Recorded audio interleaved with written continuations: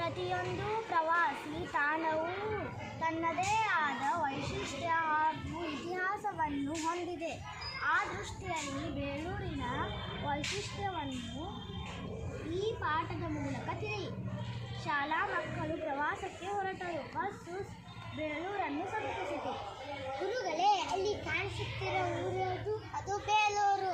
ಅಲ್ಲಿರುವ ದೇವಾಲಯ ಯಾವುದು ಗುರುಗಳೇ? ಅದು ಚನ್ನಕೇಶವ ದೇವಾಲಯ. ಏನಾದ್ರು ಆ ದೇವಾಲಯ ಎಷ್ಟು ದೊಡ್ಡದಾಗಿದೆ, ಪೂರ್ವ ಕಲ್ಲಿನಿಂದಲೇ ಮಾಡಿದ್ದಾರೆ. ಹೌದು ಶಂಕರ್, ನೀನು ಹೇಳಿದ್ದು ಸರಿ. ಇಲ್ಲಿನ ಶಿಲ್ಪಕಲೆಯು ನೋಡಲು ತುಂಬಾ ಮೋಹಕವಾಗಿವೆ. ಬನ್ನಿ ಹತ್ತಿರ ಹೋಗಿ ಅವುಗಳ ಬಗ್ಗೆ ತಿಳಿಯೋಣ. ಆಗಲಿ ಗುರುಗಳೇ. ಇಲ್ಲಿ ನೋಡಿ ಮಕ್ಕಳೇ, 4 ಅಡಿ ಎತ್ತರದ ನಕ್ಷತ್ರಾಕಾರದ ಜಗಲಿ ಮೇಲೆ ಈ ದೇವಾಲಯವು ನಿರ್ಮಾಣವಾಗಿದೆ.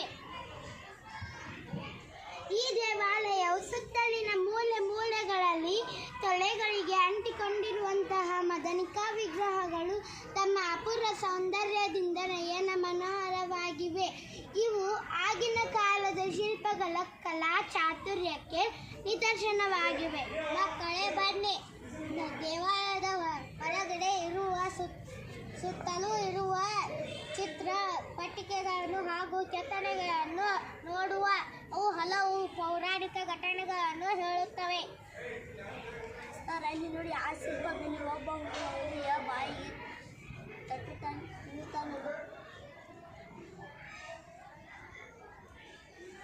ಅದು ಸಳನು ಹುಲಿಯೊಡನೆ ಹೋರಾಡಿದ ಘಟನೆಯ ಶಿಲ್ಪ. ಅಬ್ಬಾ, ಇದು ನಿಜವಾಗಿಯೂ ನಡೆದಿದ್ದೆ ಮೇಡಮ್. ಹೌದು, ಇದರ ಬಗ್ಗೆ ತಿಳಿಯಲು ನಿಮಗೆ ತುಂಬಾ ಕುತೂಹಲವಾಗುತ್ತದೆಯಲ್ಲವೇ? ನಾನಿದರ ಬಗ್ಗೆ ತಿಳಿಸುತ್ತೇನೆ. ಮಕ್ಕಳೇ ಬನ್ನಿ ಮಕ್ಕಳೇ, ಎಲ್ಲರೂ ಅಲ್ಲಿ ನೆರಳಿನಲ್ಲಿ ಕುಳಿತುಕೊಳ್ಳುವ. ಮೂಡಿಗೆರೆ ತಾಲೂಕಿನ ಅಂಗಡಿ ಎಂಬ ಹಳ್ಳಿಗೆ ಹೊಂದಿಕೊಂಡಂತೆ ಒಂದು ದೊಡ್ಡ ಅಡವಿ ಇತ್ತು.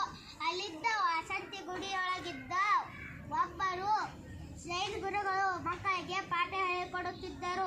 ಅಬ್ಬಾ, ಎಷ್ಟು ದೊಡ್ಡ ಕಾಡಿನಲ್ಲಿ ಮಕ್ಕಳಿಗೆ ಪಾಠ ಹೇಳಿಕೊಡುತ್ತಿದ್ದಾರೆ.